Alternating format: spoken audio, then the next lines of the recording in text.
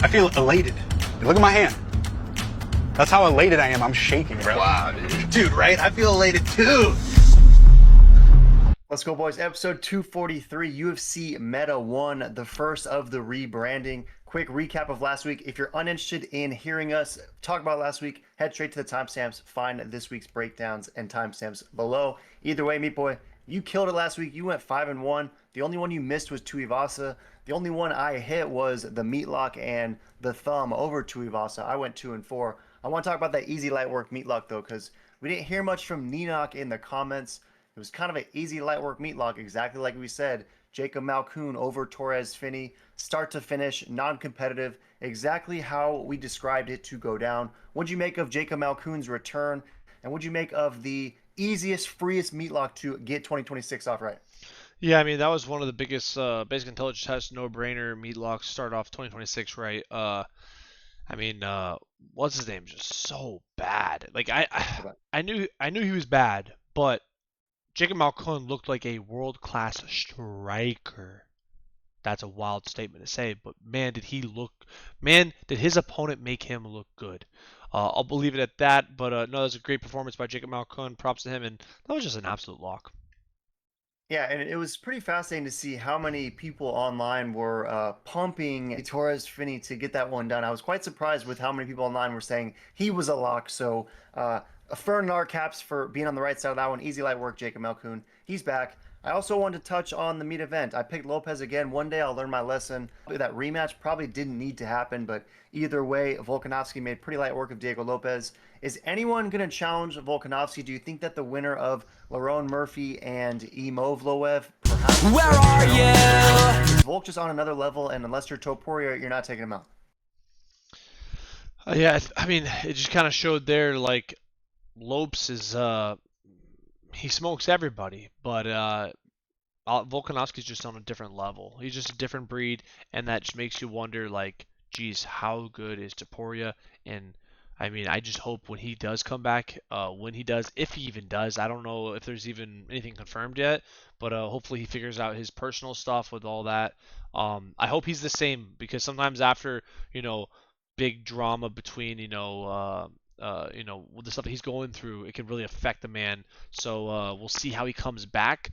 But Volk is dialed, so I would love to see him and Volk go at it again if that's possible. But I could totally see Topuria get maybe Islam, but I don't know if that's the move coming back for a dust-off fight.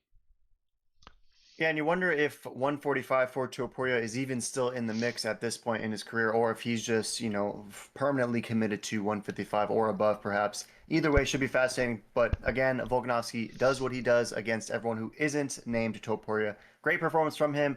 You also called Benoit over Dan Hooker, and you called Rufi over Fiziev. So great weekend for you. Obviously, the meatlock cash with ease. So should we swap it through and head into this Dink Dog meatlock for this week? UFC Meta 1. Yeah, no, let's do the meta one. This is a sick card. Yes, swap us through. It's Dink Dog Lock, Marc-Andre Barriault, the Power Bar. Despite being a plus 300 dog, we like over Misha Oleksiejczuk, who is minus 430, coming off a nice recent double KO streak. And when you really start to analyze, you look at the victories for Oleksiejczuk, and they're two guys that we think Power Bar might have some success against, right? Cedric Dumas, every time he's in a fight, it looks like he threw it. You know he's going to lose it. So that TKO for Oleksiejczuk, okay. And then GM3 after that. And obviously GM3 gets slept in most contests too. So we like Power Bar as a plus 300 dog. Although he has lost 4 or 5, there hasn't been a lot to write home about for Marc-Andre Barriault besides that one KO stiffening finish over Blindado. We like the idea that first the odds plus 300, lots of value there, and the fact that this fight's at the apex. I mean, we know that Oleksiejczuk is trying to close the distance, drop bombs, knock out the Power Bar early and often, but if Power Bar can just find a way to survive those early few minutes, use the small cage to his advantage, make it a true MMA contest, we like the idea of Power Bar perhaps getting some takedowns, stealing some rounds, and ultimately cashing as a sizable record-setting for Meat Boy MMA long odds dog lock. So what do you make of this Power Bar meatlock? How do you think he gets this one done? And is it going to be a decision, or do you outright think he's going to go out there and finish Oleksiejczuk? I think this is going to be a decision. Finishing Oleksiejczuk, I mean, anything's possible with the power bar, right? But this is a dog lock. This is an interesting card. This was a hard one to pick, but those odds are just too juicy, and power bar can absolutely get this done. Like Olajaychuk's kind of dust low key. This should be a good fight though, but I think power bar he should get this done with a decision lock. And I look back to some of the losses of Oleg Zaychuk, and I'm an Oleg Zaychuk fan, right? Anytime we break down an Oleg Zaychuk fight, I'm always saying that's my boy, Michel Oleg Zaychuk. So I'm not an Oleg Zaychuk hater, but the fact that he got submitted in 1 minute by Michel Pereira, who, in my opinion, at this point, me boy, is bottom three worst fighters in the UFC. Michel Pereira is truly awful. Demolador, one of the worst fighters ever. So if Demolador finished you in 1 minute, I think Powerbar might have some success, especially in this smaller cage. And when you look at the losses, the recent ones at least for the power bar, split decision against Chris Curtis in a fight where he basically won and got robbed. Got slept by your boy Joe Pyfer, who's the hardest hitting guy in the division. Got slept by Dusty Dink Dustin Stoltzfus, but we at Meat Boy MMA know that Dustin Stoltzfus is low key kind of good. So these recent losses for Powerbar aren't as bad as one might think, and the losses for Oleg Zaychuk are even worse than you can imagine. So we like plus 300 for the Powerbar. Keeping it simple, not breaking the bank, just throwing down an easy 50 to net 150. I like your idea by decision. I think it'd probably be a stretch if Oleg Zaychuk goes out there and gets finished, but either way, Powerbar, decision, Dink Dog, Meatlock. Tapology's not with us though, Meat Boy. 95% rolling with Oleg Zaychuk, only 5% rolling with the Powerbar. Any thoughts on Tapology and any thoughts on Tapology? No thoughts. Yeah, no thoughts, right? Straight casuals, we know when they're fading that hard that they're simply missing something that only we are speculating. So swap us through, Meat Boy. Easy light work. Dink Dog Meatlock for the power bar. But first of the non-Meatlocks, Javid Basharat taking on Saeed Nurmagomedov. It's basically a pick 'em. Basharat, despite having some recent L's, is a slight minus 138 favorite, which is pretty crazy. I mean, usually whenever you see the Nurmagomedov last name, you're likely to be not only a favorite, but a sizable one. But the odds makers are seeing what Saeed has been providing in the last couple years and are simply off the hype train for this one specifically because he's lost 3 of 4, all unanimous decision losses to the Dragon Martinez, Vinicius Oliveira, the Lock Dog, and Bryce Mitchell most recently. So the odds makers are fading this Nurmagomedov and are still riding the Rat, who this prelim Javid Rat has lost 2 straight and just got absolutely stiffened out cold, slept by Ricky Simone in the first round of their contest last February. So what do you make of this one? Are the odds at all surprising to you, or is Saeed truly that bad and even the fake Rat on a 2-fight L streak is going to beat him? Yeah, no, I think man, this is a good fight, but I don't know. I kind of like Saeed in this. Saeed is kind of nice. The rat is pretty bad. You know, this is the bad rat. Now the other rat is pretty good. He's still undefeated. But I don't know. I think this Basharat getting knocked out by Ricky Simon, I don't have too high hopes. I think Saeed smokes Ricky Simon. If he already didn't, I'm not too sure. I have to check the records. I feel like they might have already fought too. Maybe not. But yeah, I think Saeed actually takes this pretty easily. Yeah, Saeed hasn't fought Ricky Simone, but win over Muin Gafarov got him performance of the night. That was his last win. It was, however, almost over 2 years ago at this point, and he does have the other wins though. Peak Douglas Silva beat Sajiku Kakhrakhmanov, who should be in the UFC but for some reason isn't, and Ricardo Ramos got absolutely slept as well in a bantamweight contest. So there's some good things for Saeed. It just recently hasn't gone his way, but the way Basharat got slept by Ricky Simone, I mean, I don't know that Saeed has similar power. I feel like Saeed is, he fights like a Nurmagomedov fights, and perhaps more so than the others, if that makes any sense. But I don't feel like he offers much on the feet. So if you are picking Saeed as the slight, nearly pick'em dog, how do you get this one done against Javid Basharat? I mean, is he going to go get absolutely slept Basharat, similar to how Ricky Simone did, or does he win a decision? How's this fight play out? Yeah, no, this is a good fight, and I could honestly see Saeed getting this done easily decision, but I could even see him get a sneaky submission. Saeed is very good. Maybe he gets the KO, but I think it would be most likely a decision.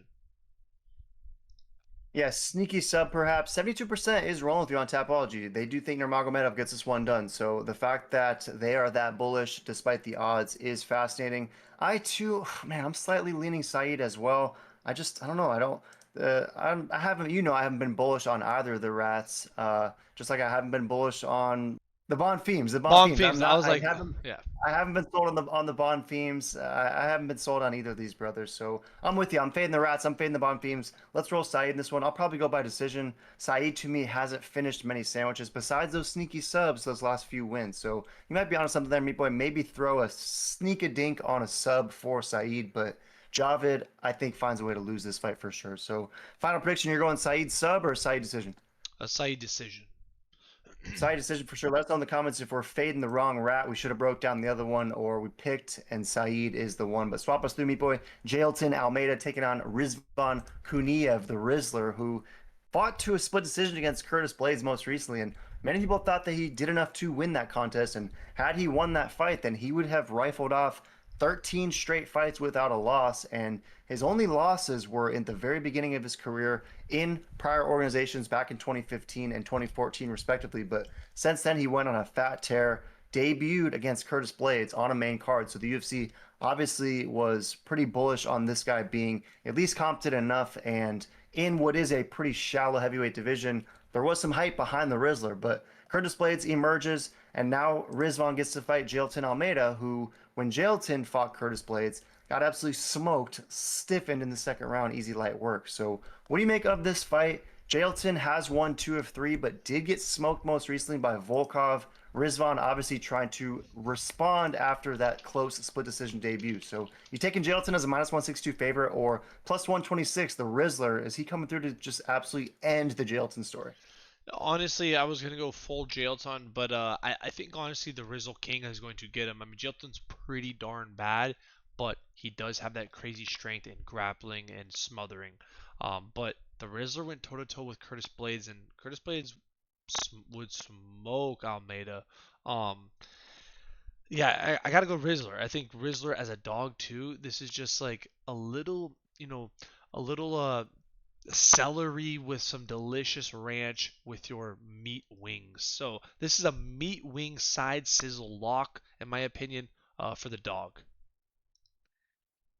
Yeah, the Rizzler for the celery dub for sure. Probably takes out Malhadinho. And again, you mentioned Malhadinho versus Curtis Blades. You said he would get slept. He did get slept, right? Got absolutely smoked. So I was fascinated to see both the odds and Tapology, which is 80% bullish on Maldadinho, 20% rolling with the Rizzler. If you're taking Kuniev celery, do you think he picks up a finish, or is this a snoozer-like decision? I mean, he's going to be way bigger. I mean, we know that Jailton, he was previously fighting around like 225, 230 pounds in heavyweight. He has since gained 15, 20. He's fighting closer to 250 these days. But is the size going to be too much, and the Jailton ragdoll sniffer takedowns are just going to be unsuccessful against Kuniev, who obviously has the solid wrestling base? Like, how does this fight play out, and does the size, the fact that Rizvan cuts down to 265, will that make a difference against Jailton, who is a light heavyweight who doesn't want to cut weight?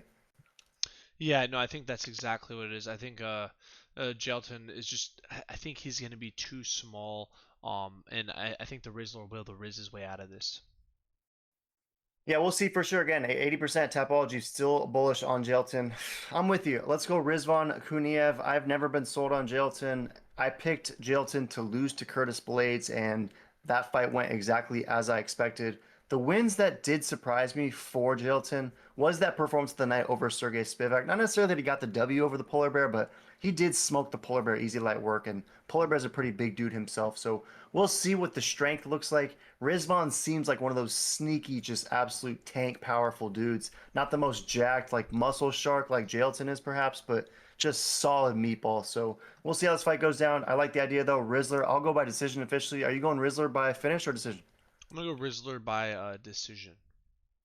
Swap us through. Let us know if we're tripping on that one. But the next one, I'm super curious to get your perspective on, because Amir Al-Bumzi is a plus 290 dog taking on Kyoji Horiguchi, who is the OG UFC veteran. This dude, if you are unfamiliar, fought way back in early flyweight UFC days, rose to a title fight, fought in a close fight against DJ, lost ultimately, but this again was peak Demetrius Johnson. And then you'll notice Horiguchi, after that championship opportunity and the loss, rifled off 3 more decisions. And then the UFC's just said, we're kind of out of the Horiguchi business. But beyond that point, Horiguchi goes on fat win streaks, whether it's Ryzen, whether it's Bellator. He became basically the GOAT of the non-UFC flyweights and made his return back to the promotion most recently and picked up a beautiful win when many counted him out against Tiger Olimbekov and got the performance of the night, ultimately got the third round finish. A really beautiful return performance and kind of a statement from Horiguchi that this version at now 35, second UFC installment, might be the best that we've seen to date. So the odds makers are clearly bullish. They liked what they saw. The fact that Amir Albazi is such a dog in this one is fascinating to me. What do you make of this co-meet? Is Kyoji Horiguchi the next title challenger, or is Amir Albazi going to sneak through the back door? Yeah, Albazi, I was kind of leaning him at first, but then I started diving onto the record, and it's like, oh wow, this guy's really bad. He doesn't basically have any win except for Kaikar France, which that was a robbery, like we were discussing earlier.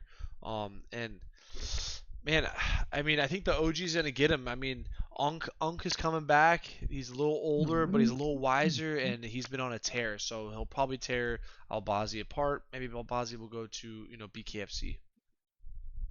Yeah, Albazi's pretty bad. The dude does have UFC wins, but a lot of them are against pretty subpar talent, and many of them, specifically the Car France one, were questionable at best. I mean, that was a fight where Car France likely won 4 rounds and somehow got zucked on the decision. So Albazi has never been a dude that we've been super bullish on.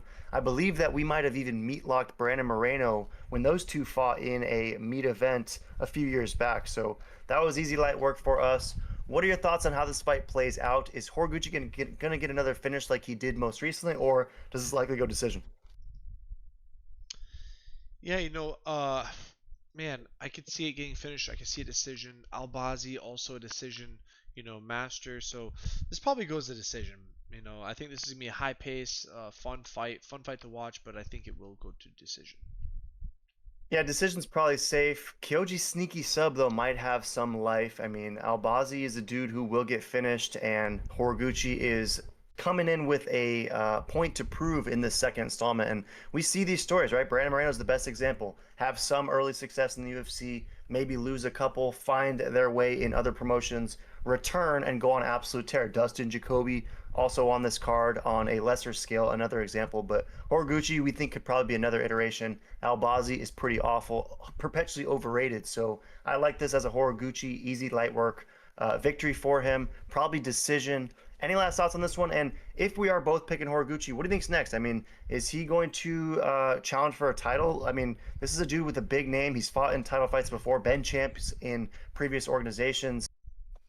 I mean, I could definitely see that, especially if he has a phenomenal performance and a great KO. I could totally see that happening.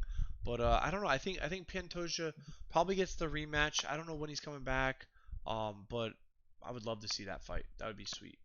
Swap us through, Meat Boy, because this meat event is one that I'm curious also to get your perspective on, because Mario Bautista is a pretty sizable favorite, more of a favorite than I thought he would be, minus 196, against the lock dog, Vinicius Oliveira, who is plus 152, and this dude's been on an absolute tear. I mean, since joining the promotion, he's 4-0 in the UFC, beautiful wins over Ricky Simone, Saeed also on this card, and Kyler Phillips he made truly easy light work of, and we were pretty surprised at how easy that fight was for him. And he's a decent dog though, taking on Bautista, who he too basically wins every UFC fight. He did, however, lose most recently against Umar, who is, fight away from the title fight, got an opportunity, top 3 dude in the division. So what do you make of this meat event? I like the matchmaking here. I feel like both of these dudes can sort of take that next step and probably be in renewed championship conversations heading into the rest of the year. But what do you make of this? Do you like the lock dog as a lock dog? Is he a dog lock dog? Or is Mario Bautista,